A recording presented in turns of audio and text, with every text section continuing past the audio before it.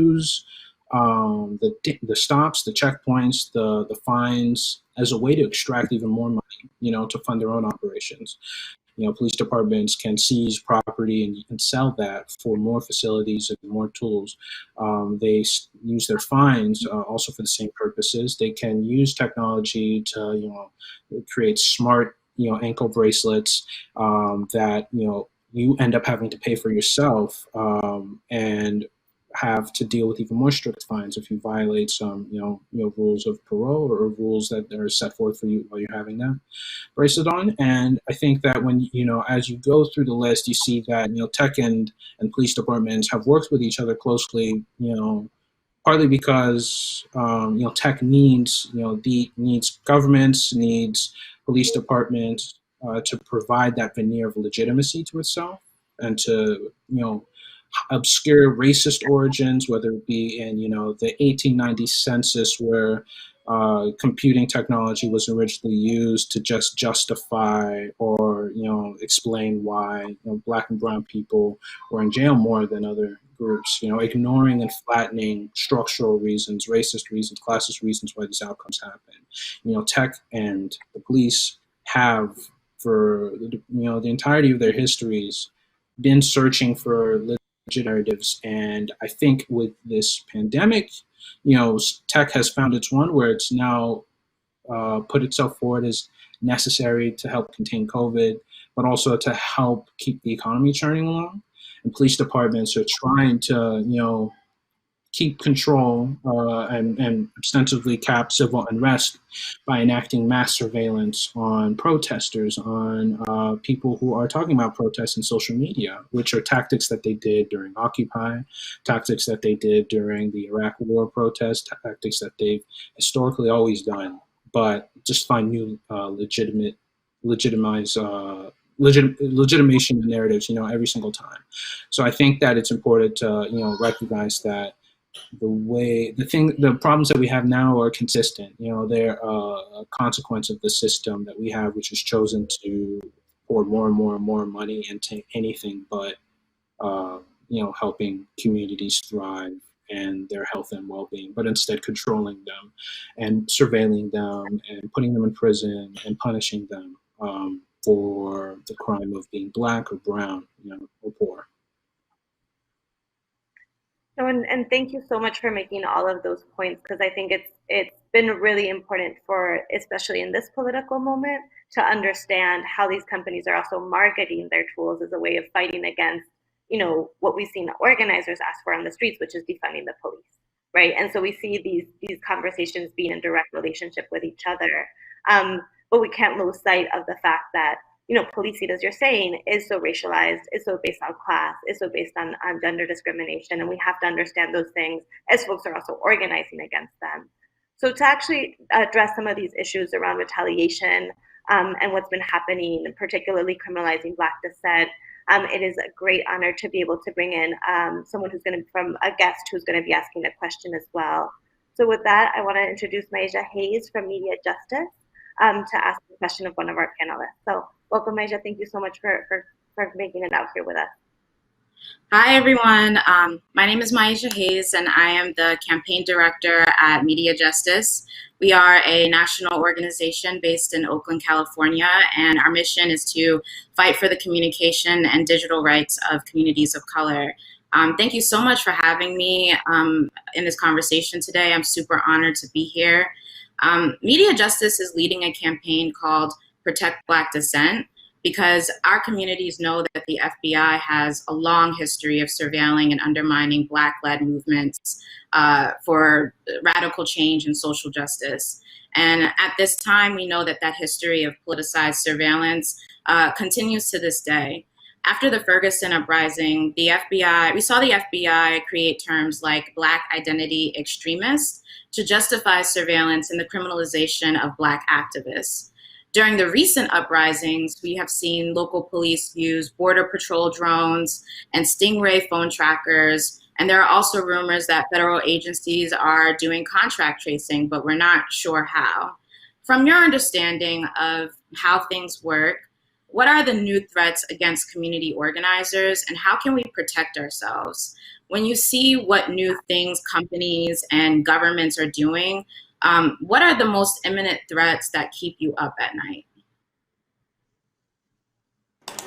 Yeah, when I think about this is a common question that I get, and it's always difficult to answer because what we are seeing really is a technological arms race between the richest companies in the world, the most powerful governments in the history of the species, and then a lot of people in economically precarious, politically disenfranchised, and otherwise disadvantaged positions who are seeking to effect change on a local level.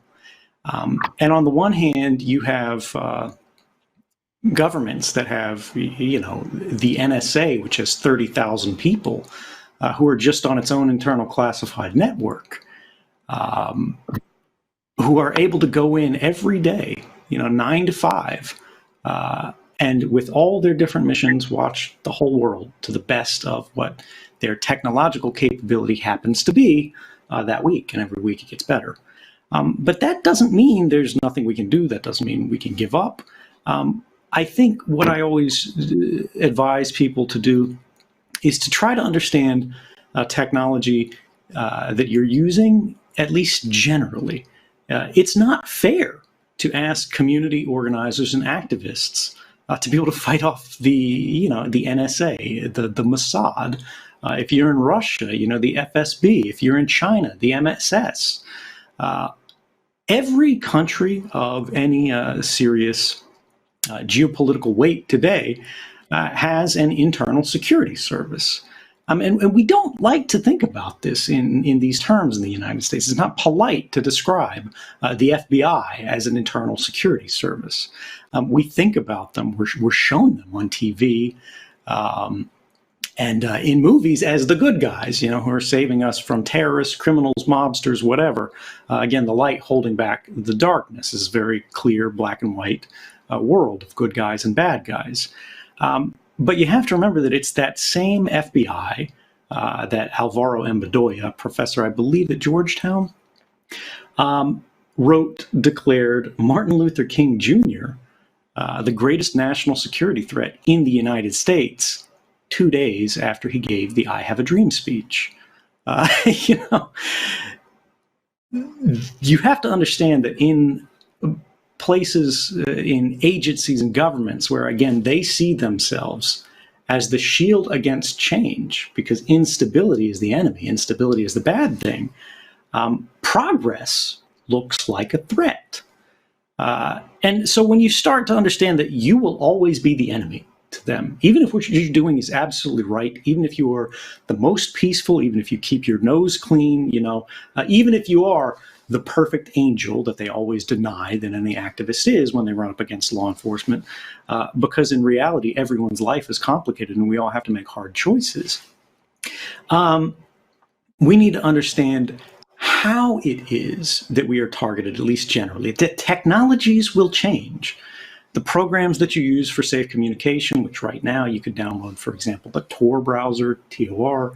This allows you to browse more anonymously on the internet. You could use Signal, which is an encrypted messaging application. It's free, it's not corporate.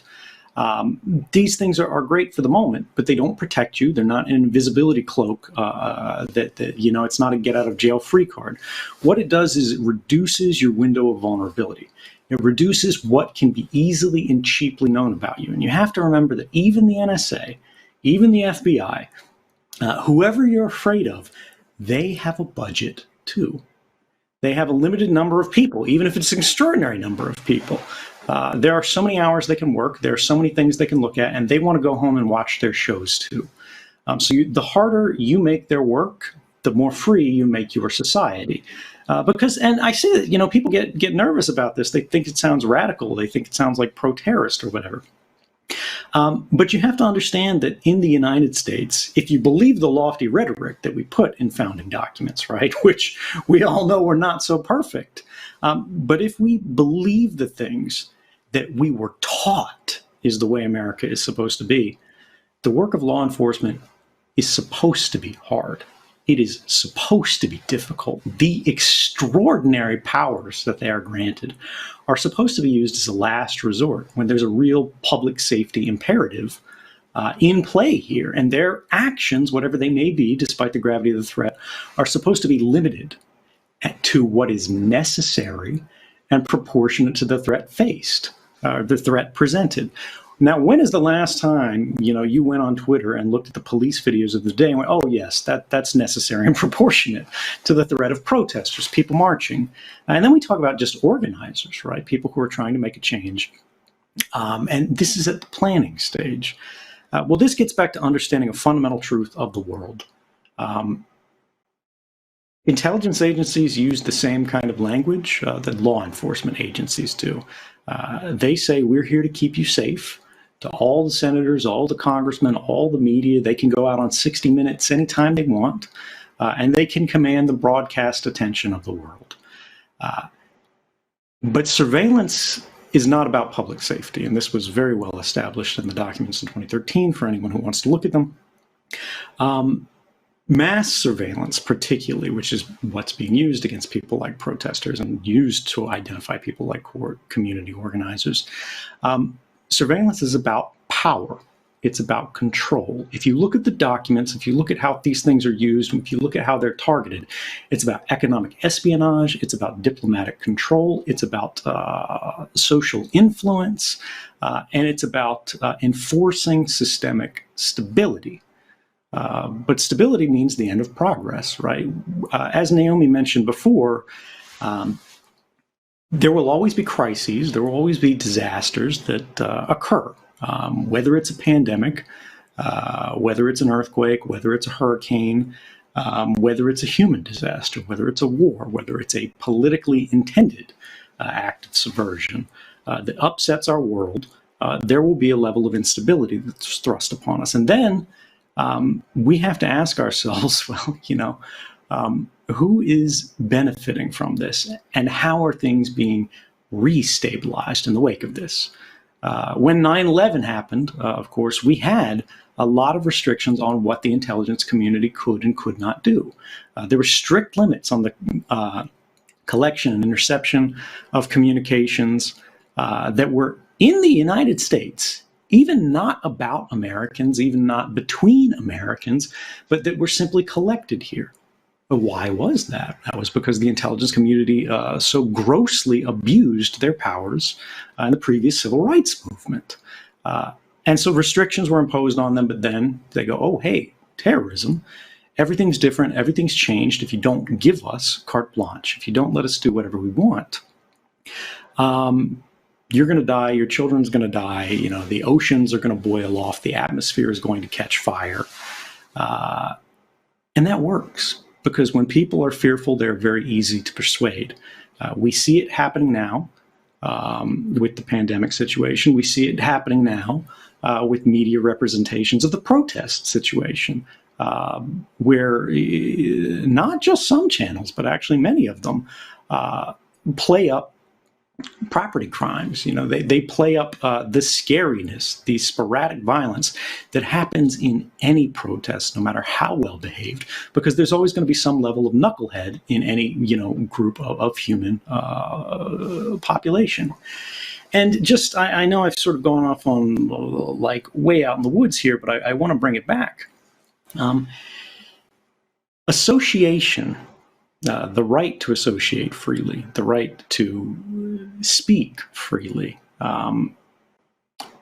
All of these things are basic fundamental rights that are supposed to be guaranteed to everyone, and for good reason.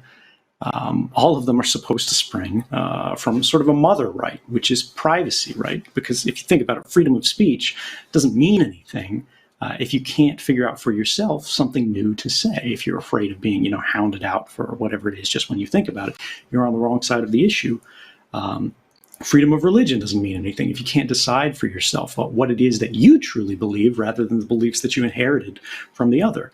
Everything, when you go into the language of private property, having something for yourself, rather than society owning you and everything with you, all of your thoughts, all of your works, to the jury right, which is recognizing that you have an interest to yourself, to your freedom, to your person, that must be overcome by society in order to act against you.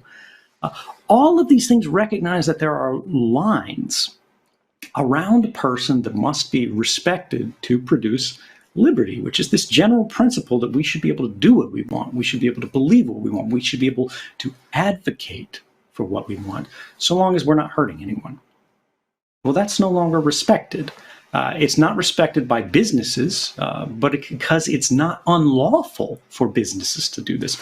All of those rights, all of those wonderful guarantees that we hear, even if you believe that they're respected by the government, those rights only bind the government, the federal government, in many cases, the state governments. But Google, Facebook, AT&T, Verizon, Comcast, none of these guys are bound in the slightest way by this. They don't care about these things. And so when you talk about organizing, how are you organizing? How are you identifying your peers? How are you staying in contact with them? How are you moving? How are you traveling? The reality is today, we are buying devices, these smartphones, because they are a necessity, and they are increasingly more necessary for people the lower on the economic totem pole they are, because this is your entryway to the economy. This is how you apply for jobs. This is how you apply for an apartment. This is how you pay rent. This is how you set up your bank account. This is how you buy food. Everything that you do is intermediated by a screen that the very first time you turned it on presented you with a prompt that said, here's 200 pages of legalese, and if you don't click OK, you can't use this device that you just paid X number of hundred of dollars for. And this gets back to the fundamental stakes of inequality, right? The reality is we are all being forced to abide by rules that we did not choose for ourselves, whether we were born into them, whether they were voted upon us, in many cases in questionable circumstances. But now they rule our lives. And society has developed in such a way that we have very little ability to change them in structural, systemic ways. And it is only when we have the grossest of abuses, George Floyd, and 1 million, 10 million, 100 million people who are willing to actually not just believe it is wrong, but to stand up and show that it is wrong, to go out bodily and act against this, that we are able to change things in at least a beginning way. But back to the central question, which was just, what do we do? Recognize that those devices, those phones, you pay for, but you do not own. Their software can and is updated. It's updated remotely. It's done all the times. And in most cases, this is a good thing. If you don't update your phone, believe me, guys, I know a little bit about this. It's vulnerable just to simple malware out there. It's a very dangerous thing. But at the same time, you have to recognize that when you look at the phone and it appears, the screen's off, it's just sitting on the desk, it's not doing anything, it is on. It is active. It is communicating to 100 different parties about where it is, about what you're doing, about what your activities are. It's polling Gmail servers to check for email updates. It's polling weather servers to say what this is, but it's reporting your location to the server to, say this, that, or the other. It's uploading your contact to Facebook, even when you're not installing an app that is for Facebook, but simply because the developers of Facebook went, we can design what's called an SDK, a software development kit, this little shim of software packages that makes life easier for programmers that live in Paris, Bratislava, Albuquerque, wherever, and they give it away for free. And they go, if you bake this into your software that is not Facebook, we'll give you all these nice things for free. We'll give you analytics for free about what kind of phones are being used, how many people have installed, all this great stuff. These people are like, hey, wonderful. those people aren't privacy experts. It's unfair to expect that they're privacy experts. But what that Facebook shim is also doing is every time someone installs this thing, it's reporting back to the mothership. It's reporting back to Mark Zuckerberg, the whole human population that's using this app, information to them as well. And there are very few legal constraints on how that's used. The United States is one of the only developed countries in the world that does not have a basic privacy law. In Europe, where they have what's called the GDPR, the General Data Protection Regulation, this thing is supposed to be, the big scary law all the corporations are afraid of. If you don't abide by it, there's 4% of global revenue fines, which for Facebook is, an insane amount of money.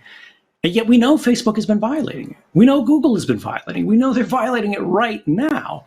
And they would be facing the greatest fines in the history of, corporatocracy anywhere. But now, years later, many court cases later, these fines have yet to be applied once. And so you have to recognize the law is not going to save you.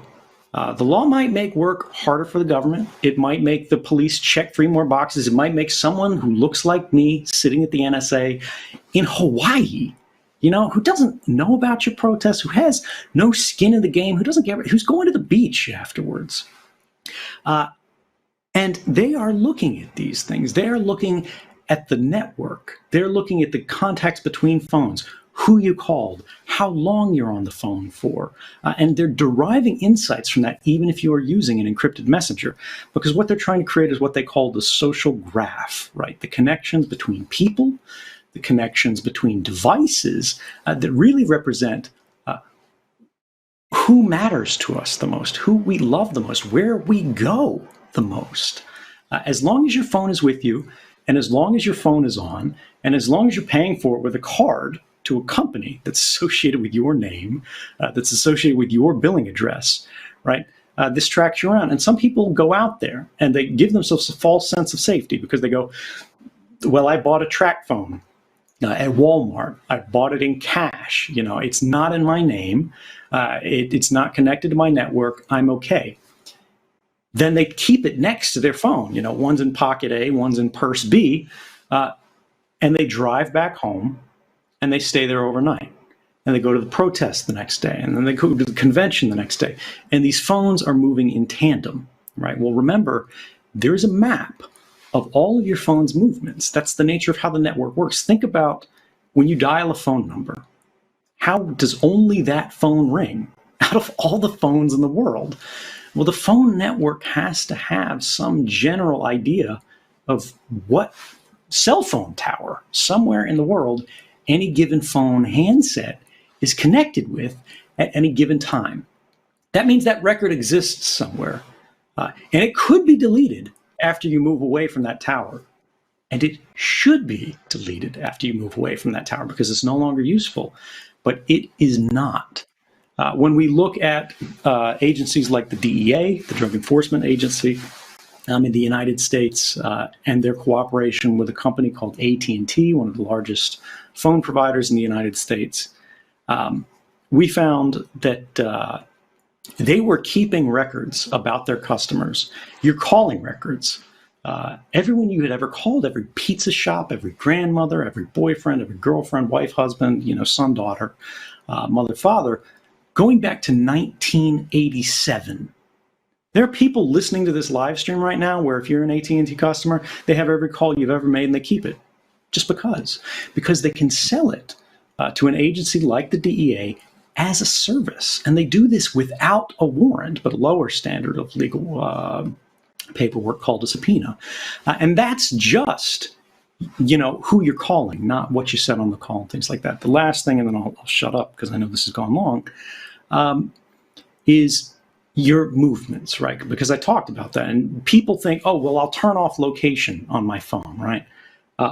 All that does is it stops giving the phone's sense of its location to applications, right? It's saying, I'm not going to tell Google Maps where I am right now. I'm not going to tell my weather app where I am right now. But the phone always knows where it is as long as it's connected to the cell phone network. And that means the cell phone network always knows where the phone is as long as it's turned on. There are ways you can do this in airplane mode, remove battery, but the whole thing is to understand that phones are fundamentally tracking devices. They must be in order to provide all the communications capabilities that we expect today in the modern framework. They don't have to remain that way. We could demand that network be changed, be re-architected. But as it is today, we're using standards that were decided and determined in the 1970s, the 1980s, that give companies and governments all this power, and they're very reluctant to let that go. AT&T is keeping those records, what's called cell site location information, where your phone has gone, regardless of what the location setting on your phone is, or regardless of what Google Apple knows. Going back to 2007 or 2008, I think. So remember that even the phone that you lost years ago, the phone company still knows where that went at the lowest moment in your life.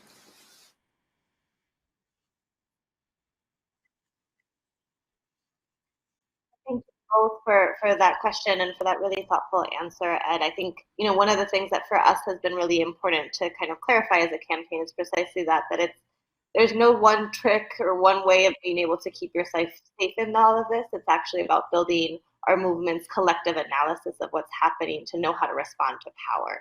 Because if we keep playing the game on their rules and with their apps, we're very clear on where that's going to leave us. And so it is actually a question of how do we analyze what we're seeing at a broader scale to come up with the strongest possible demands that will actually help shift and break open the system. Because as of right now, if we're just asking for encryption or just asking for a little bit less surveillance or a different type of phone, that's not really going to cut it, right? And so we do have to do the deep level analysis to be able to make the broad and bold demands that we need in this moment. So that's precisely right. And if I could say just one last thing on that, because it's so important, is the fundamental question that she asked, which is difficult to get to because it's such a big and important one, is what do the activists do to change this, to stop, to be safe?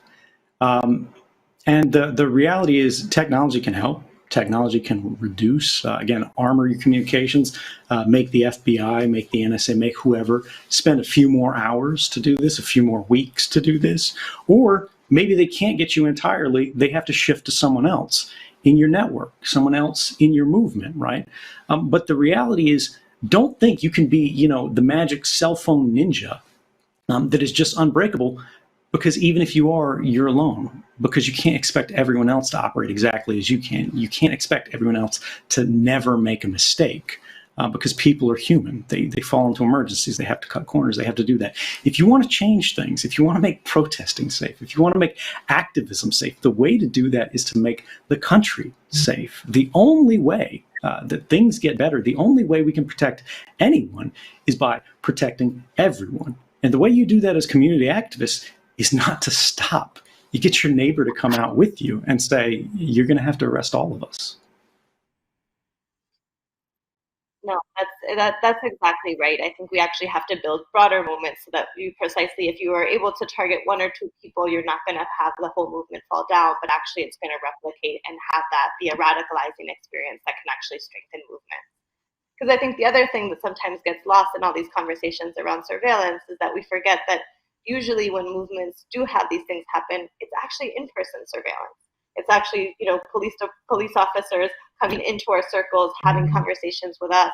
And so it's actually how we build deep and radical relationships with each other that will let us have a movement that can be safer for all of us.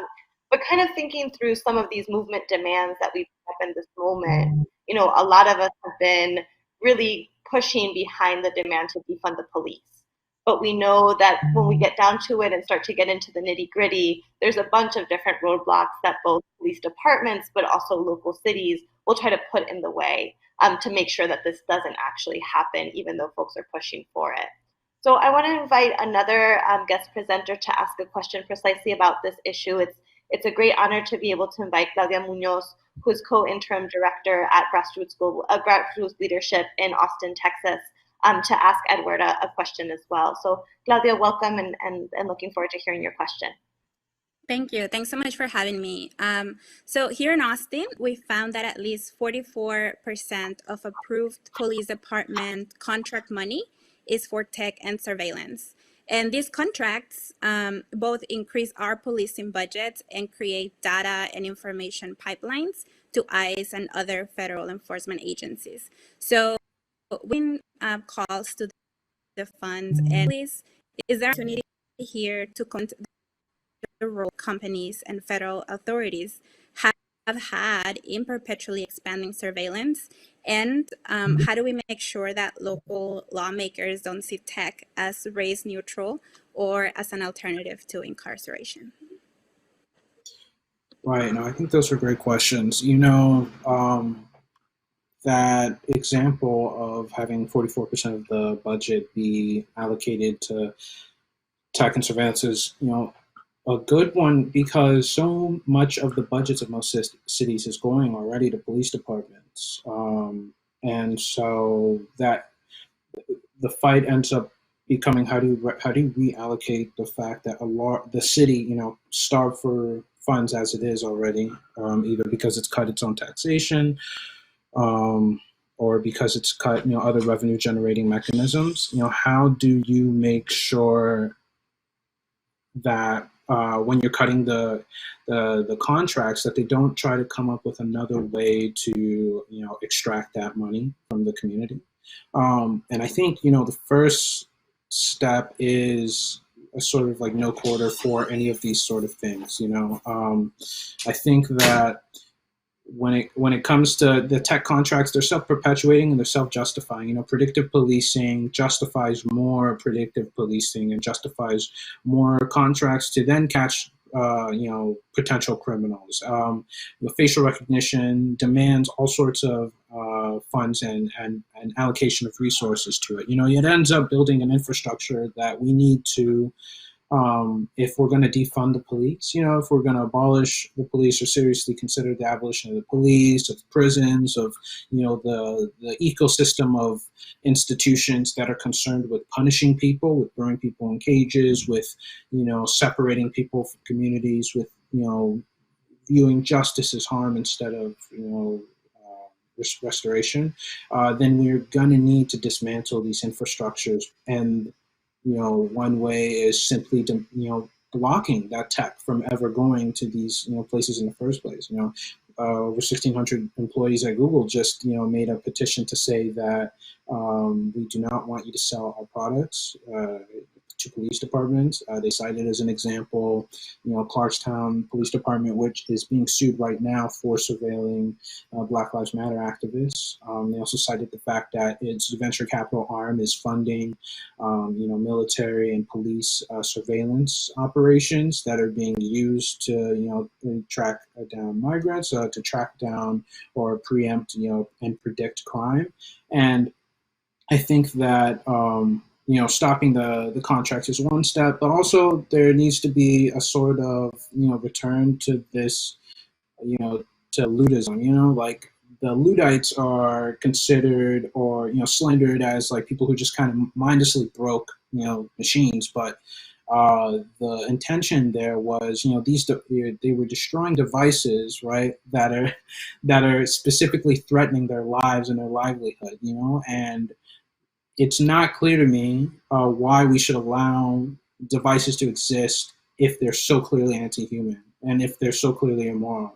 Why should technology exist if its stated purpose is to throw people in cages, to track them down and treat them like animals, to throw them out of the country, to terrorize their communities, to surveil them consistently? There's no reason that should exist if we are, concerned, as these institutions say they are, with, public safety and law and order, or whatever.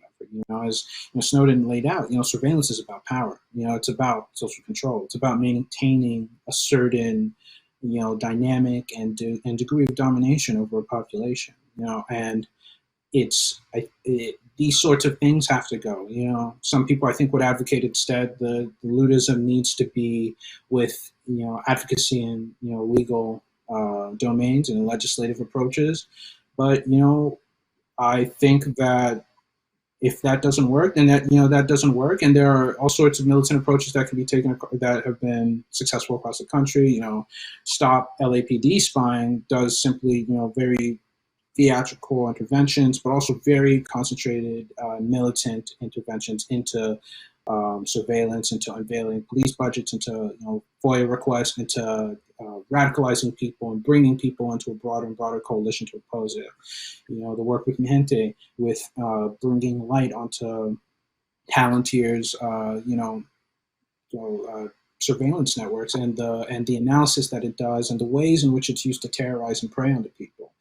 That sort of work has, as much as sanitized, radicalized people, realizing that this sort of stuff is happening every single day and being supported by some of the largest companies in the world, and companies that know that what's going on is indefensible.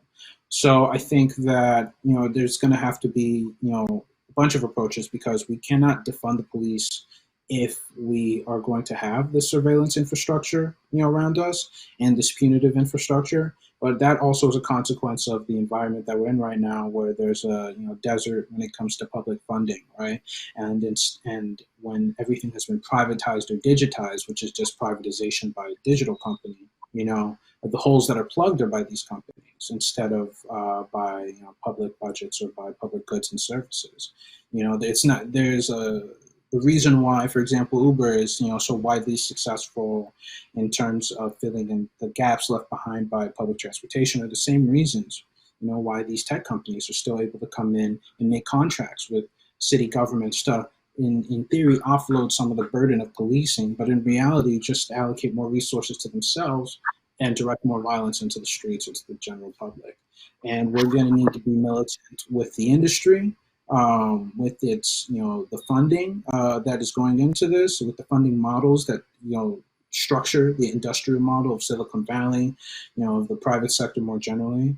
And, part of that is also unmaking, things like, technologies that exist now. I think there's a tendency to view institutions or relations or traditions as being permanent because they exist. But, every form of technology that exists would not exist in an ideal world. The world we want is not a world where we need a phone that operates in a way which specifically tracks you every single place you go, and which shares your data in specific ways and transactional ways that, allow companies to then exploit it, gain more insight into you, manipulate your behavior, and in one way or another try to make a profit off of you. There are all sorts of ways in our daily lives in which the design of the world is not one that lines up with what we would envision if we were making a world that was moral, if we were making a world concerned with the safety of communities or the justice that people would want if they're,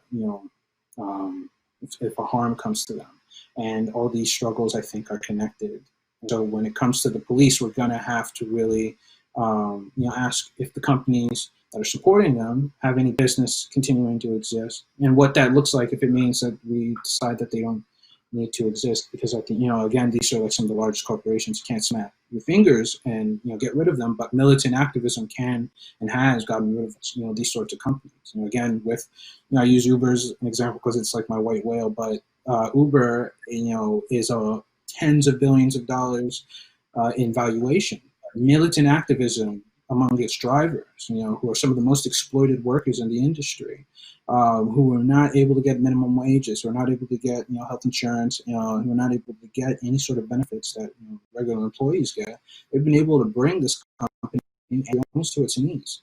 And I think that sort of activism, that sort of those sort of interventions can be an inspiration for other fields and for other companies and for other fronts and battles that we need to fight, because a lot of these companies they are consciously exploiting and profiting from suffering and from violence.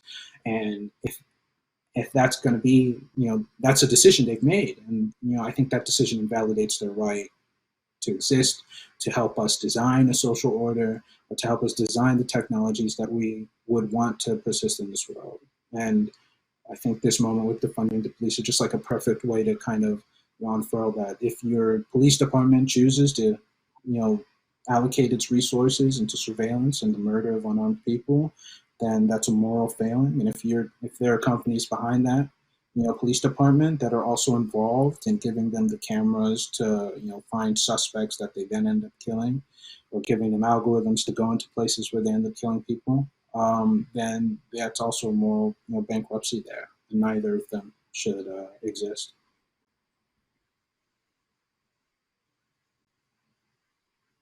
Well, thank you both so much for that question and that answer. I think a lot of organizers in this moment have had to deal with that difficult moment of both having to, use the energy to continue to have more people talk about defunding the police, use it as a way of dismantling the last 400 and 500 years of, horrible things that they've been doing to communities, but also have to know how these both police departments, but also now their new allies in tech, are going to use this moment to remarket their same ways of operating, use it as ways of positioning things as either race neutral options or ways of improving policing.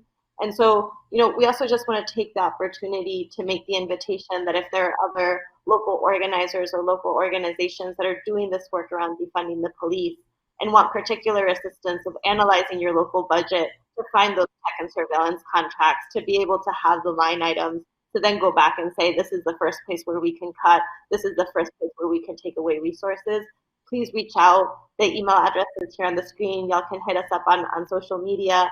But really, we want to sort of use our resources and our research capabilities to be able to support these fights. So for folks that want to continue to do work like the amazing stuff that is happening in Austin, Texas around defunding the police with grassroots leadership, please reach out, and just want to make that invitation to everyone who's watching. And to kind of continue this thread of the politics of how we shift the conversation around surveillance, Naomi, I had a question for you just around how this plays out at the federal level in terms of politics and upcoming elections. When Donald Trump was pushing to have a brick and mortar border wall to keep immigrants out, Democrats not only said, no, we shouldn't have a wall, they said, we shouldn't have that type of wall. We need a smart wall full of surveillance, and that's actually going to be more effective policy, right? And so what we see time again is actually Democrats are pushing for surveillance, are becoming more and more dependent on money from tech. And that's really impeding having a real dialogue around how these things are used in our society. How do you see the issue of surveillance playing out in the 2020 presidential election, and how do you see surveillance with Democrats? Sure, yeah. I was just remembering that at the end of 2019, Barack Obama came up with a list of book recommendations, his favorite books of 2019. And the number one book that he recommended was Shoshana Zuboff's The Age of Surveillance Capitalism, which is funny because maybe not so funny to Edward Snowden. But there's a graphic maybe that we can pull up that was put together by the San Francisco Chronicle that shows the exodus from the Obama administration directly to Silicon Valley, and the building of the infrastructure that Shoshana Zuboff describes. And indeed, it predates the end of the Obama administration. Obama hired senior executives from Google into his administration. And then, his campaign manager, David Plouffe, went to Uber. We've heard recently quite a bit from Jay Carney, his former spokesperson, who is now the chief hack over at Amazon, and on and on and on. I mean, look at the graphic. I'm not going to go through it, but what can I say? I busted my ass for Bernie. We lost, and now we have Biden. And look at that graph.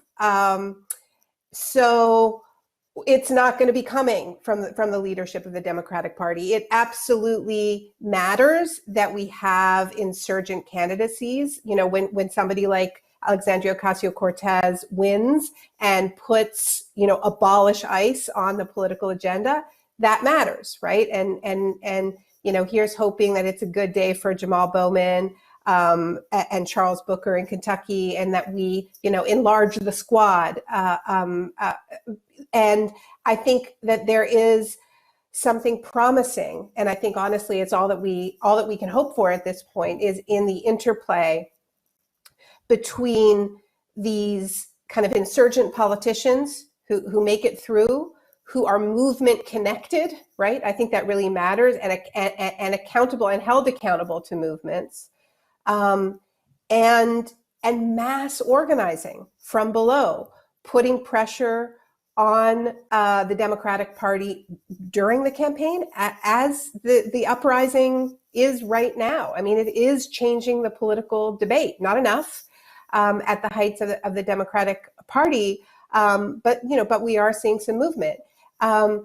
And we are seeing movement in tech companies, not out of the goodness of the hearts of these tech companies, but because of the kind of dogged organizing that Edward was talking about within these companies, right? Workers within these companies are a player, right? So we've got social movements, we've got workers inside the companies, we've got insurgent candidates that sometimes win, and I think that's what we've got, right? Because Biden is, in all likelihood, going to be the candidate running against Donald Trump. I personally think it really matters that Donald Trump lose the election.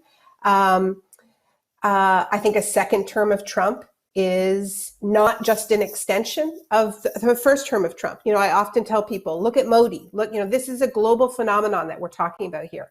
Look at what Modi did when he had the seeming, stamp of approval of a second electoral mandate. He immediately turns the lights off on Kashmir, cuts the internet off completely, right? And moves to strip citizenship of millions upon millions of Muslims in India, Indian citizens.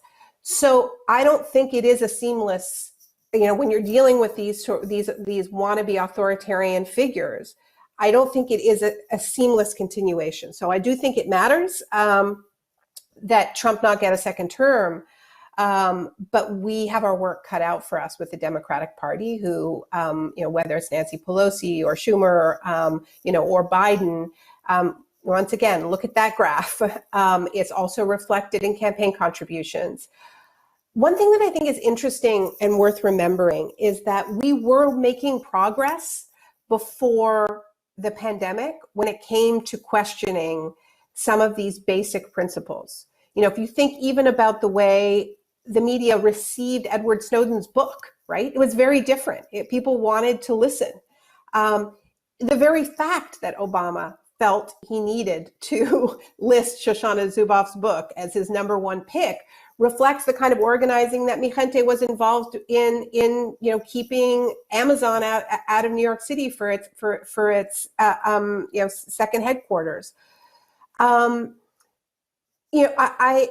in the piece I wrote about the screen, what I called the Screen New Deal, I quoted Eric Schmidt in an unguarded moment in the early days of the pandemic, talking about how people who had been critical of companies like Amazon and Google now see that they are the only reason why, we're getting our packages delivered, we're getting the food that we need, our kids are, learning remotely, we're able to have telehealth.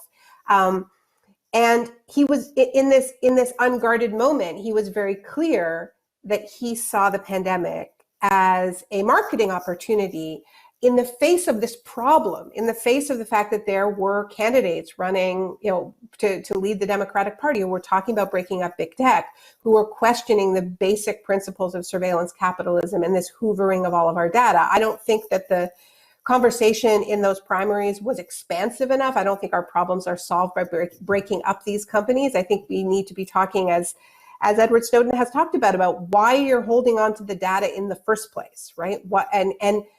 And yet I think that this is a moment, because of this huge racial justice uprising, the fact that because we are talking about the abuse of these technologies, and personally I think they're abusive across the board. I don't think it's healthy at all for us to be tracked in this way. I don't think our lives should be legible in this way. I think we have a right to lead illegible lives, right? And we need to put that back on the agenda. And I think the marketing opportunity presented by the pandemic to companies like Amazon and Google hasn't gone the way that they had thought it was in the early days, right?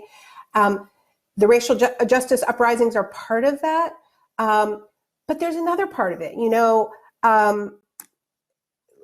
Ed, you said earlier, everything you do is intermediated by a screen. And that's almost true, but it's not completely true. There are still things that we do that don't have screens involved. We don't have to bring our phones with us everywhere. Some of us don't always, but there are physical spaces, or there were more physical spaces where we would get together and have conversations that were not on platforms, right? And, some of those places were classrooms, conversations that would take place in public universities behind closed doors were not being tracked. Things that went on in K-12 as well. Conversations with your doctor, not all of it was tracked. And I think one of the things that's really been scary about this pandemic is that those few spaces left are disappearing, right?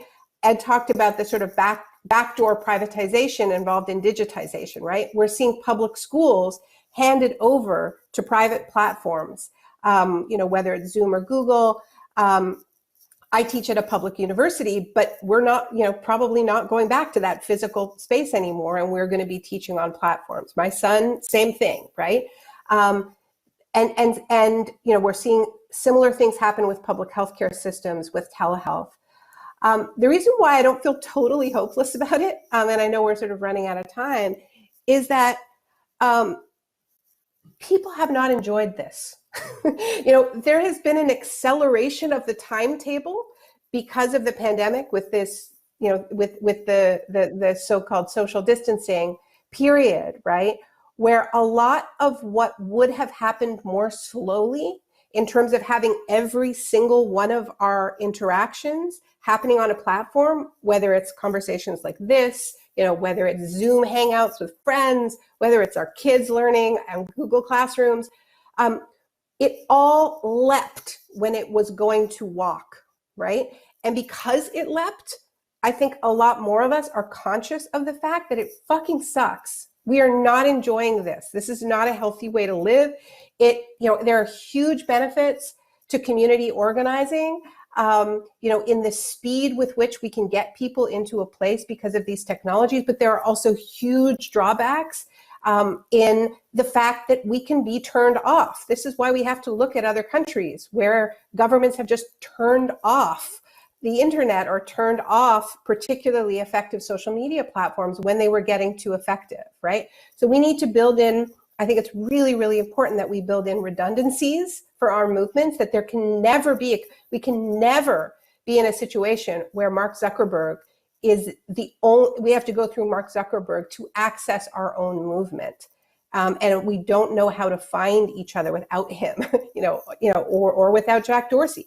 We can't trust any of these guys. That doesn't mean we don't use these tools, which I think have been effective, but there's a difference between using these tools and being completely dependent on them and not building in those redundancies, right?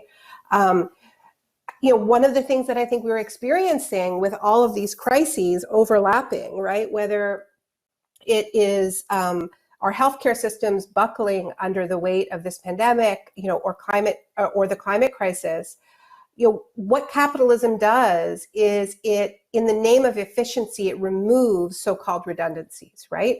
And it streamlines everything.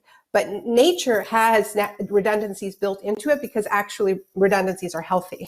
And redundancies allow us to absorb shocks, right? And movements are going to face those shocks.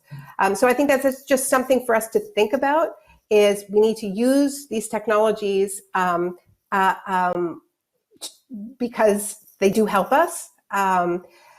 But we also can never be in a situation where we can't organize without them, where we can't find our people without them.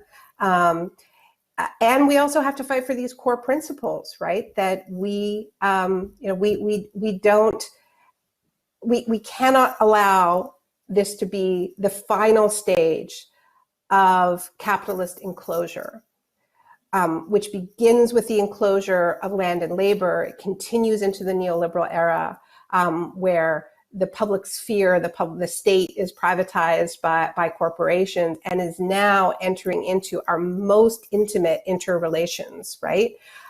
Where every single conversation, every emotion is tracked, digitized, stored, bundled, sold back to us. And like I said, I take some solace in the fact that almost everybody who I speak to about how they have experienced, or how we have experienced, this radical increase in having our lives mediated, every aspect of our lives mediated by screens, are not enjoying it at all. And I think that creates an organizing space for us to broaden out. And it's really interesting to hear you have some of these reflections about how movements and, use online spaces to have conversations with each other. Because I do think, I remember very clearly, after Obama's first campaign for presidency, there was this idea or this excitement of using social media, using these types of networking tools to be able to win elections, right? And forward a couple of years after looking at Cambridge Analytica, understanding how Trump did, well, basically very similar things, I think we're starting to understand how surveillance, how policing, and access to democracy are all really kind of connected in ways that are really deep, and that our movements can't lose sight of. Because if we just are counting our wins in terms of Facebook shares, or counting our wins in terms of how many people we're able to reach on these platforms, in a lot of ways we are doing ourselves a disservice of not being able to make accurate assessments of power, right? That then let us actually push on a couple of different levels, whether it's to defund the police, to abolish ICE, or to actually bring about ways of organizing against the surveillance machinery. And maybe just to close this out and to be talking about how movements build power, I want to ask you this last question, Ed, around tech worker organizing, right? A couple of folks on the panel so far have mentioned it. We've seen some exciting moments where tech workers have been able to come together to push back against their companies. And you yourself as a whistleblower took tremendous personal risk, right? And have been aggressively and viciously persecuted by the government. As much as we're both excited by a lot of tech worker organizing that we've seen, we've also been very disillusioned with, big tech companies like Booz Allen, like Amazon, kind of make comments or make public statements about being in solidarity with Black Lives Matter movements, for example. Or we've seen, tech workers organize a sign-on letter, take a stand, but not actually use their power to stop very, very dangerous technologies from coming out, even when they're directly confronted by directly impacted communities about these harms. What do you think has to happen to have there be more whistleblowers, more organizing, and folks within the tech sector actually take a stand with movements and participate in this dismantling? And what maybe advice you would have for a younger Edward Snowden as you're taking on, this journey and all of this out? Just lessons learned that might be helping us all, and as we figure out how to get the next whistleblowers to come forward. It's a great question. It's a really difficult one. If I were going to, advise my younger self, everybody on the call, everybody in the audience who's listening to this, you remember what I said earlier. I'm listing this whole thing where I'm like signing up to work all these jobs at the NSA, to the CIA. I volunteered for the U.S. Army at the same time everyone else was protesting against the war in Iraq. And the reason I did that was because I believed what was on TV. I believed what the president was saying. I drank the Kool-Aid. I came from a federal family. I was taught that the government was fundamentally good. And I still believe that the government can be fundamentally good. But I have realized through my experience and through discoveries of the fact that the private truths known to and held by governments are often very different. And in fact, we're completely the opposite of their public statements and public promises, their claims of a duty, a sense of obligation to the public, what those happen to be. That tension there is the teachable lesson. I should have paid more attention. I didn't, because I simply had faith. I was privileged. I wasn't impacted by any of these policies. Most of my political understanding came from, Hollywood movies and culture. And the reality is, if you're always portrayed as the good guys, you begin to believe that you are the good guy, particularly when you start to associate with them, particularly when you get, secret handshakes and top secret clearances and polygraphs and all the fun accoutrements of being, on the inside. And I was sheltered from the kind of hard political thinking because of the fact that I worked in technology. And this is what's happening in Facebook today. This is what's happening in Google today, and Microsoft today, at Amazon today, is we begin to see the same kind of awakenings that I went through as a young man beginning to be replicated in a new generation of young people. Because the reality is all work is political work. I don't care if you're selling hot dogs on the street. We're all confronted with choices about how our labor is used, how we direct that, who we are really serving, who we're working for, and who benefits from the labor of our lives. Technologists like to believe that technology is value neutral. Engineers, they like to believe that they're like scientists. What they do is something that's pure, and they're just trying to get the rocket up. Where the rocket comes down is not their department. That's somebody else's problem. In the last century, we had the same problem where a generation of physicists harnessed the power of the atom, exciting new technology. They thought they were building clean energy. They thought they were realizing the future. And then all their hard work became one of the most atrocious weapons in the history of humanity, maybe second only to biological weapons. And this is what we're seeing today. We're seeing the atomic moment for technology. We're seeing people who made, Angry Birds and Flappy Birds and little clicky pokey apps to pass the time, things that would not be thought of as dangerous or political at all. People who make spreadsheets, people who make weather apps, people who just wanted to create, family tree websites. All of them are being bought out, are being subverted, are being corrupted, are being incentivized into building capabilities into their platforms, into their apps that fundamentally work against the public and in the favor of some institution, wherever they happen to be. And they don't see the big picture largely because they see themselves at the atomic level, in the individual level. They see themselves in their office. They see themselves in their project. They see themselves in their unit. They see themselves in their sector. They don't see themselves as a part of the larger world. But the longer that we do that, the more and more problems are being created at scale, sub rosa, beneath our notice. But they're building up and aggregating until we see a catalyzing event like a George Floyd, where all of these people who didn't realize the impacts of all the things they did, all the politicians who made the votes to say, hey, all this leftover equipment from Iraq, why don't we give that to police departments so, it goes to a positive use? And now suddenly you see that our police look like stormtroopers in a film, black uniforms, black guns, black everything, they're just missing the skulls on the helmets. And I think when everyone out there, when all of you, when everybody who's connected, wherever you are in the world right now, you're listening to this, you're thinking about this. I want you to think about the world. I want you to think about the news that you see in every day, and just think: did you agree to this? Does this represent you? Is this what you want? Is this how things should be? And I think, Congress would say that it doesn't matter, the majority won.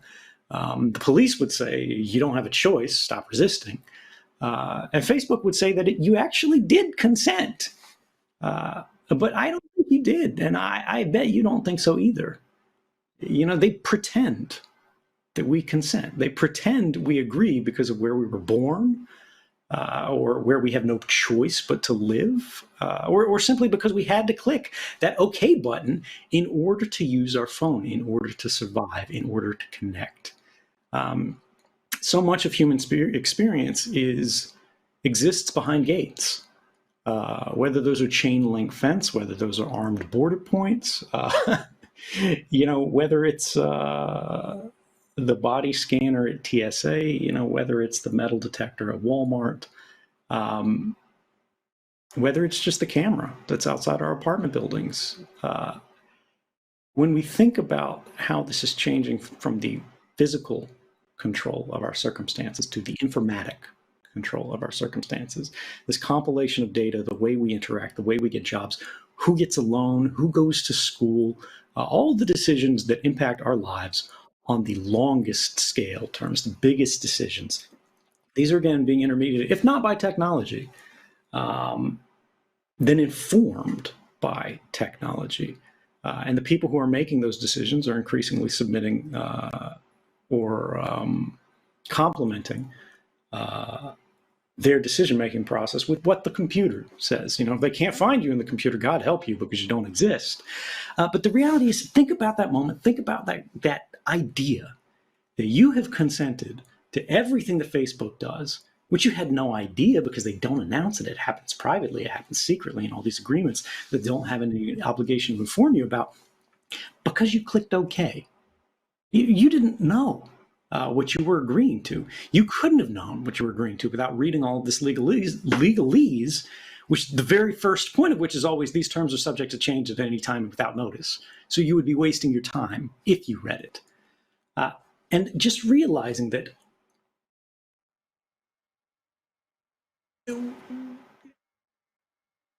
the world is becoming increasingly centralized. Everything that we're talking about, all of these conflicts are being driven in a real way by inequality. Whether we're talking about access to medical care in a pandemic, whether we're talking about access to justice in a brutality crisis, right? There are haves and there are have-nots.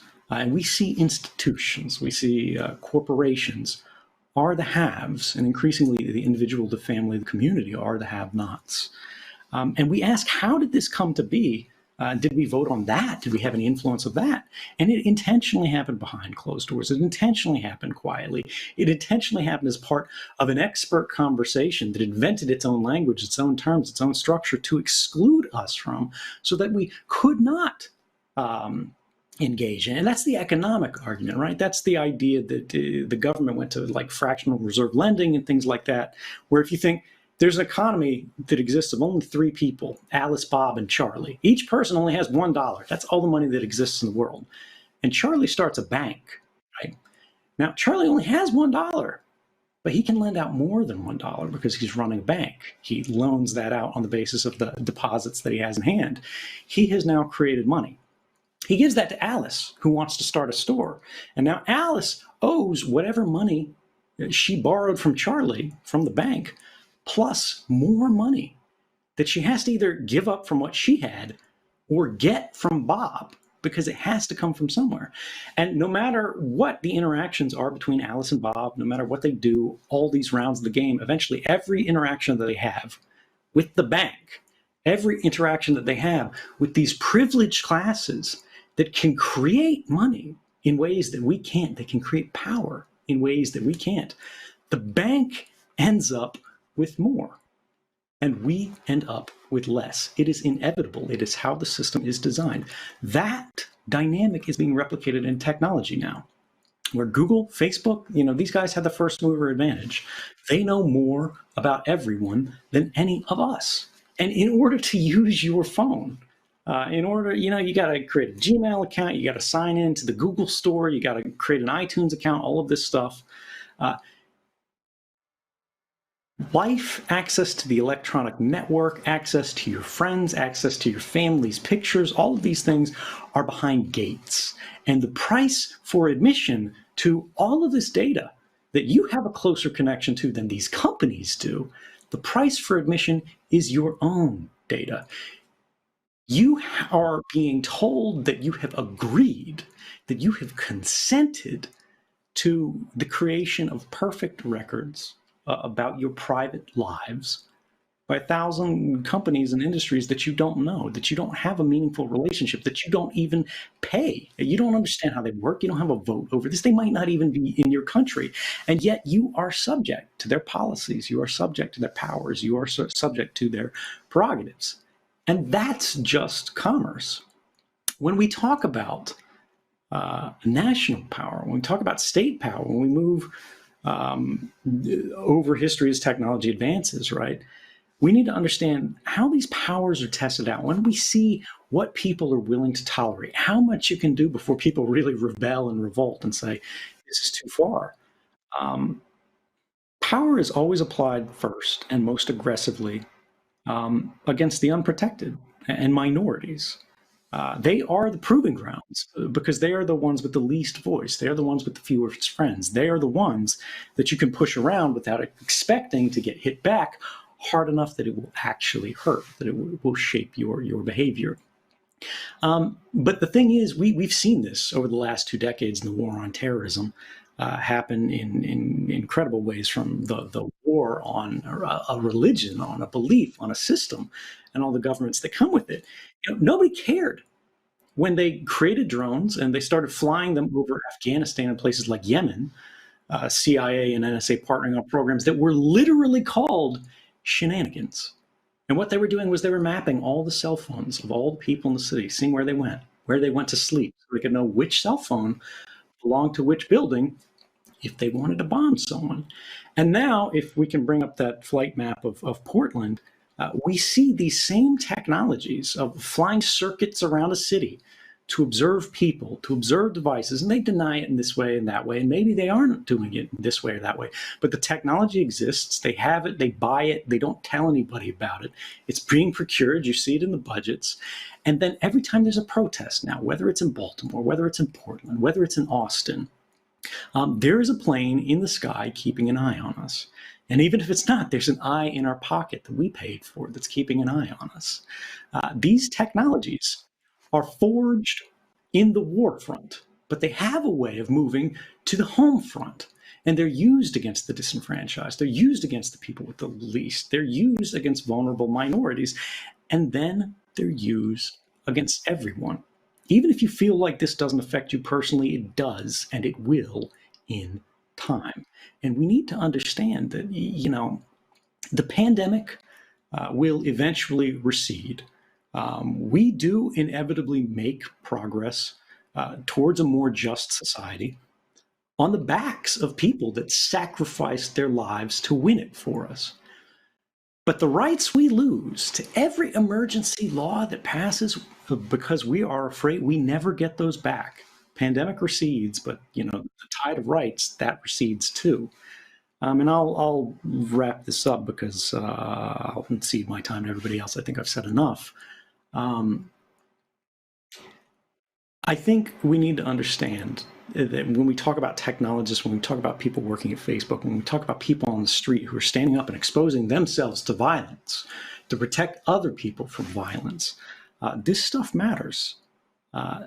That is the only way the world gets better. It's not enough to read. It's not enough to believe in something. It's not enough to write something. You have to eventually stand for something if you want things to change. What is changing today is the fundamental structure in the relationship of the individual, the citizen, the non-citizen, to the institution, be it corporate or governmental. And it's very fashionable, I think, in the United States and a lot of developed countries generally, to think about corporations as arms of government.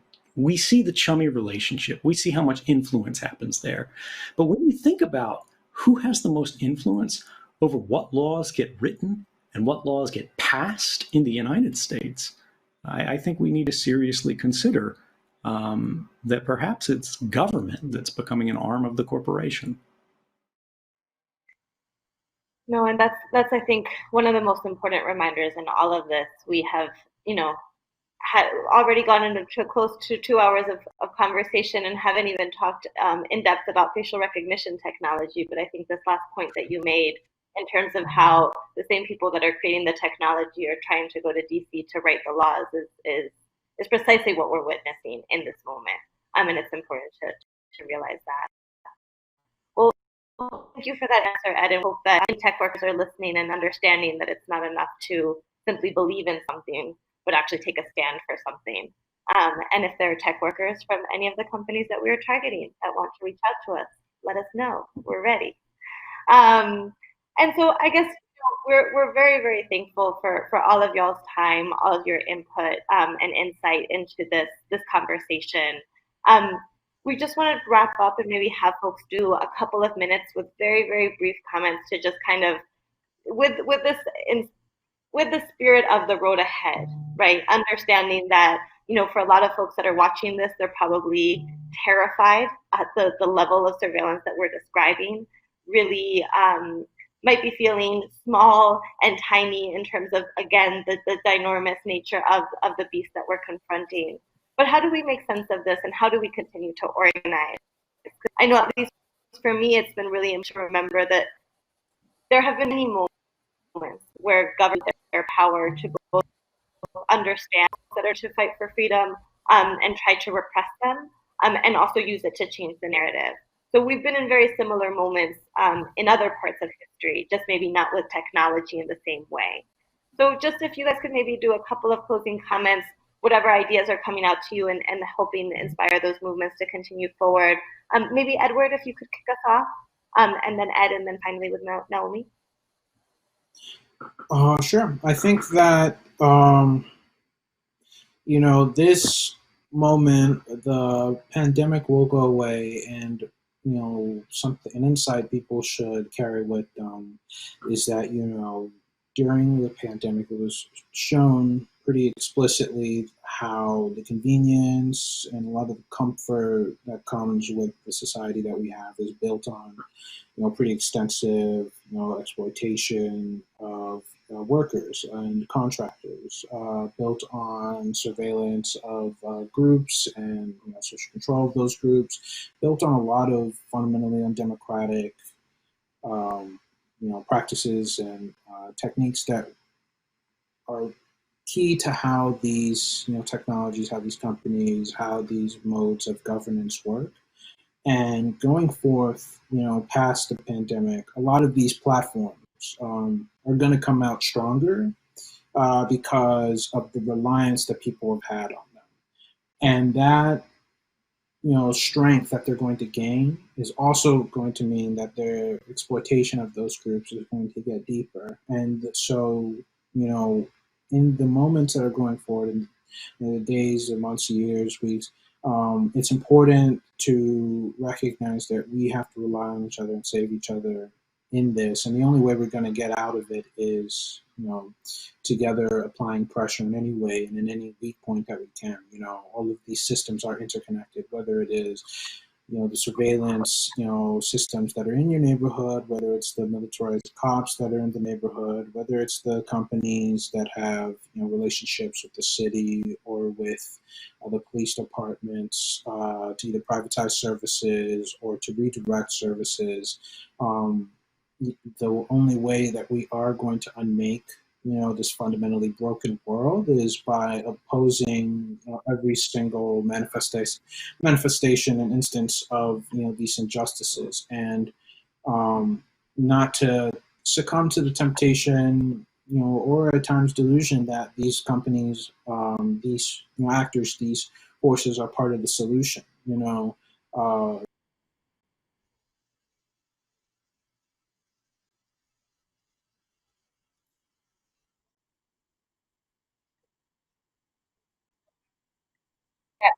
Just jump back in that. It looks like you're having some technical difficulties, so if you want to go ahead.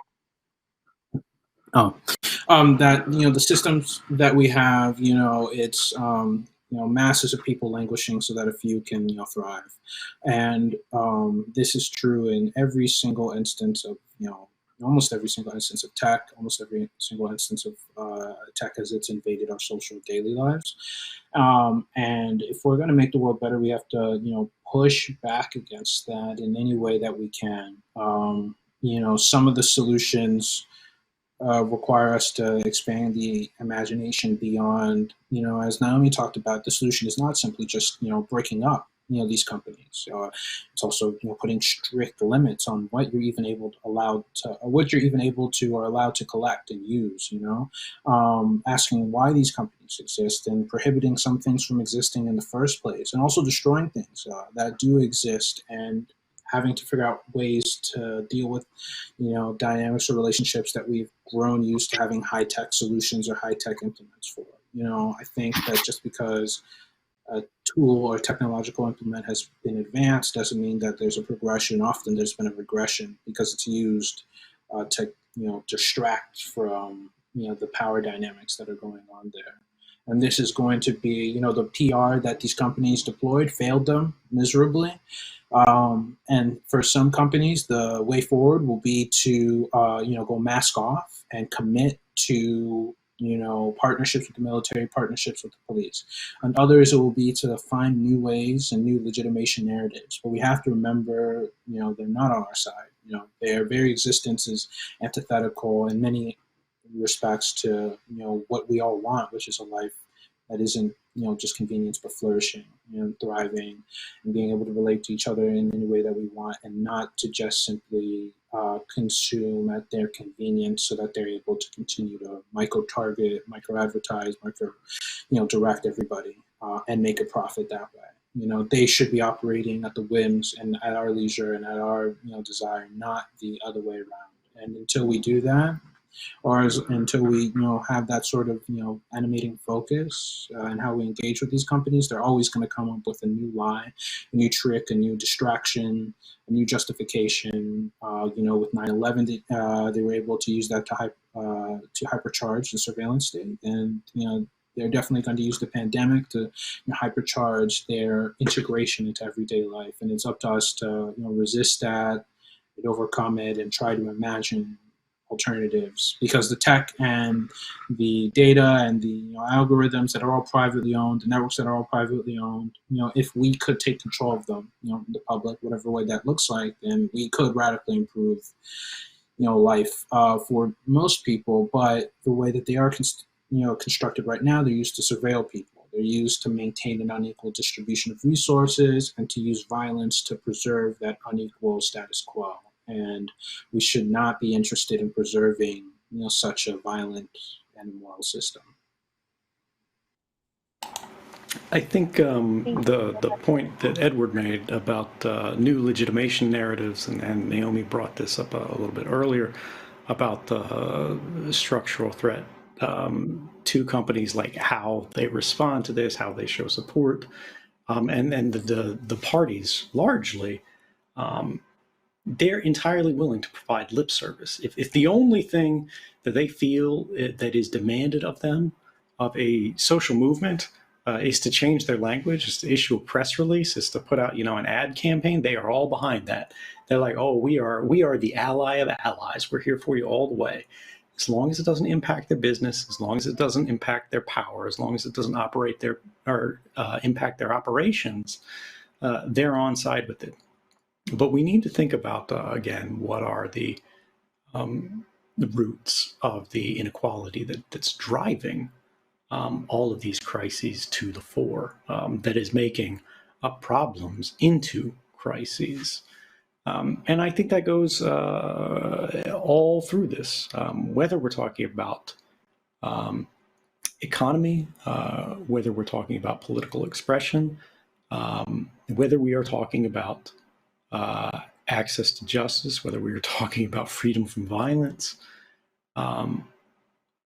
All of these things centrally revolve around the axis of power. And again, that's very much true in surveillance. It's about control. It's about who has influence over society. And that is what the struggles today truly represent. We have an indentured generation that has been told they will be working for the rest of their lives just to break even on the mistakes of the last. And that generation doesn't want to be accountable for it. They refuse even responsibility for it. And the members of that generation who are on the right side of history, they aren't the ones who call the shots. They aren't the ones that have power. And I think it's important to remember that this is a constant theme throughout history. There were people who saw injustice as it was developing and called it injustice and stood up against it. And they were minimized, they were crushed, they were marginalized again and again and again, but they didn't stop. And eventually they built a critical mass. Eventually they built a movement. Eventually they coordinated. Eventually they organized. And eventually they persuaded the whole of society, the whole of history, that what had just moments ago been normal was now unspeakable. And it's just, I'll end on a historic note here because I've gone too long. It's important to remember that connection between the development of new and controversial powers, abilities, authorities, laws, and the close to immediate application of them against minorities, and particularly blacks in the United States. That's our history. In her book, Dark Matters on the Surveillance of Blackness, I think it was, Simone Brown wrote that the first American surveillance laws were lantern laws that required black, mixed, and indigenous people to literally carry candlelit lanterns after sunset to make them easier to watch as they went about whatever it was, anytime they were not in the company of a white person. Effectively, any visible minority, and this is back in the 17th century, in New York, who wasn't literally lighting themselves up, was subject to be stopped and frisked. We need to create a world where people who aren't exactly like us, from ways big to ways small, are subjects rather than equals. This whole idea of government, this whole idea of democracy, it only works when we all have a seat at the table. And there's this fundamental presumption, particularly in these fractious times, with this sort of new rising authoritarianism, that they believe, well, as long as you have the majority, everything's okay. But the majority can't vote away the rights of the minority, or they weren't rights. And it's important for us to remember that. Thank you, Ed. Naomi, take us home. Sure. I'm feeling the extreme possibility of my 8-year-old barging in any second now, but I'm going to try. Well, this has been an amazing conversation. And, I've been writing about the shock doctrine now for almost 2 decades, unfortunately. And, that book was a book of history about how this has been used again and again, right? And the idea of governments using moments of trauma to push through their pre-existing wish list is pretty ancient.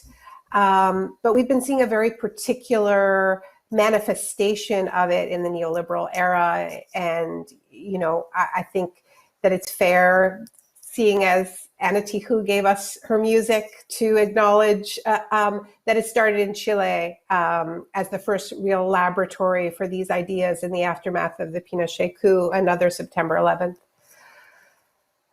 And having spent a lot of time studying not just the tactic, but the resistance movements to it, some successful, some not, there's a couple things that I've found. And one of them I mentioned recently, that in those moments where they tell us that we cannot protest, where they try to ban our most basic liberties, that is the moment when we have to flood the streets.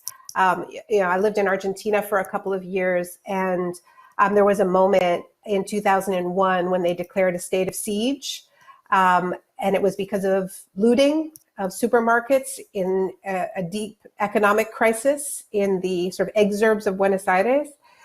And when Fernando de la Rua, the then president of Argentina, went onto the radio and declared a state of siege and told everybody to stay in their homes and imposed a curfew, he didn't make it through the speech before the sound of pots and pans drowned him out, because Argentinians knew their history, and they before he had finished telling them to stay in their homes, the plazas were filled with millions of people. And so we need to know that history. We have to understand this is global. And another lesson I've learned from studying this history is that when we are in these moments where shocks and traumas are being used to accelerate the advancement of that corporate wish list, it is incredibly important to reject it and say no. But because the crises are real that we're talking about, I'm not so sanguine about the pandemic. I think we're going to be living with it for a long time. I know we're going to be living with climate change. I know we are going to be living with an incredibly unstable financial system. I know this unemployment crisis isn't going anywhere. So it isn't only enough to just say no to their shitty ideas. It isn't only enough to say no to the introduction of workplace software under cover of social distancing that is going to prevent union organizing because it's not going to allow people to talk to their coworkers, right? Yeah, we have to say no, but we also have to present real alternatives for how we're going to live, right? Not just little things, but actually a different vision of society. One that rejects this techno-solutionism and says, no, we need to rebuild a way of being that puts the health of people and the planet at the center. And, Jacinta, you talked about people feeling small in this moment and feeling overwhelmed by what they're hearing. Let's not forget that after 3 months of many, many people being isolated in their homes and following social distancing orders, and other people working harder than they'd ever worked before because their work was deemed essential, even as they were treated as sacrificial. The thing that brought tens and even hundreds of thousands of people out of their homes to engage in some kind of mass activity was not going to the mall or getting their nails done. That was a small minority. That was a small group of people. For a much, much, much larger group of people in the United States and around the world, the first collective act that they engaged in was protest, was taking real risk, standing up for Black lives, standing up against police barbarism and anti-Blackness, and rallying behind a call to defund the police. And that is really, really important because it is a radical call.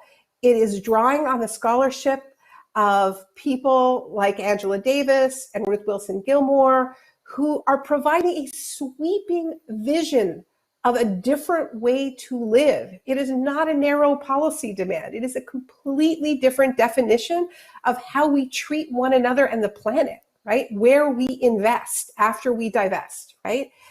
And I think that is intimately connected to how we're going to respond to this pandemic, because we're going to be hearing more and more bad ideas about how we have to accept more surveillance and more control, right? When in fact, the real solutions are really going to be about investing in people. And I mentioned the way actual contact tracing works. We have massive community health corps, hiring people rooted in communities that are about supporting people to do what is necessary to keep themselves and their communities safe. We can have a modern day civilian conservation corps that creates millions of jobs planting trees and we can do it in ways that are actually safe in terms of controlling the spread of the virus. It's pretty easy to do that, much easier than a workplace where people are coming in and out of every single day. If we're at a point where we're questioning the existence of prisons, we can question the existence of borders. Moments of crisis are malleable moments. This is the last thing I just want to say. Things are in play right now. They're going to change in a big, big way. And here I think Arundhati Roy's framing about the pandemic as a portal is really important because she reminds us, right, that we're going somewhere different than we were before. It could be a lot worse. It could be a lot better. It depends on what we do now. We're not going back to where we were before. Things are very much in play, right? So let's take heart from the fact that we flooded out of our homes and we found each other in this moment, that we stood up for justice after so much time in isolation, that there's some kind of vulnerability, collective vulnerability, that was unveiled by this experience, and build on that. So yeah, I think I'll end there and thank all of you for your organizing, for your wisdom, but most of all your organizing, because nothing happens without organizing. We can talk all day. And yeah, it's just been a real privilege. And all of you who tuned in, thank you so much. Support Mi Gente, because if this is the first time you're learning about them, they are amazing, incredible organizers, and so are all of the groups that partnered to pull this event off. It's been really fun. Thank you so much for landing it there, Naomi. That was exactly the right place where we wanted to end this conversation in, because as many of you mentioned throughout the conversation, this is about power, right? And as organizers, we know that the only thing that we can do to respond to this moment is build more power on the other side, build more people power that can actually put forward the demands that we need in this moment, whether it's around abolishing ICE, whether it's around defunding the police, whether it's reimagining the internet so it can be a place of connection and not a place of extraction and attack. You know, these are all conversations that I think are very much live in our movements. And, you know, we do want to take the opportunity to invite people in. If this is the first time you're learning about this, this is the first time learning about the campaign, please step in. You know, at No Tech for ICE, we have tools. If you're a tech worker, if you're a student, if you are a frontline community that needs to figure out how to break this down for your members, if you are a policy person who wants to think about the best way to approach this in your city, all of those resources are there.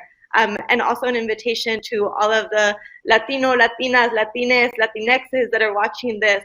You know, this is our time to become members of organizations, enter into political home, and really squat up, because the moment definitely needs it.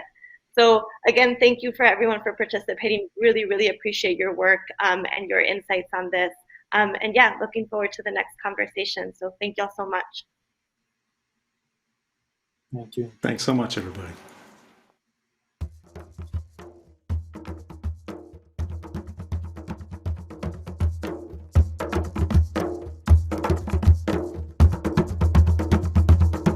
Hay quien quiere libertad, pero la quiere muy purita, muy blanquita. Y esa no es la que amerita, esa es purita, lo contrario yo la quiero. A los chamacos de los barrios que solo se le aseguró el sistema carcelario. Quien quiere libertad, pero la quiere macharrana, con la pareja encerrada entre cocina, laundry, cama, ropa con sotana, escapate por la ventana, dile que desayuno en Juana. Digo libertad y hay quien dice Nueva York, y si digo justicia dicen que ciega es mejor. Hay quien quiere libertad, pero no la necesita porque tiene cuanto quiere. La cosa se complica si no aboga por cortar la soga que ahoga al otro. ¿Hasta dónde? Dime hasta dónde. ¿Hasta dónde? Dime hasta dónde. ¿Hasta dónde? Dime hasta dónde. ¿Hasta dónde llega tú nosotros? Yo quiero libertad, pero la quiero completa, con justicia para las pobres, las maricas y las prietas. No hables de libertad si le exiges muy purita, muy blanquita. Esa no es la que amerita. Yo quiero libertad, pero la quiero completa, con justicia para las pobres indocumentadas. Esa, no hables de libertad si le exiges muy purita, muy blanquita. Esa no es la que amerita. Yo quiero libertad, pero no la defino como librarme del vecino para ser como el vecino, sino la necesidad de andar otro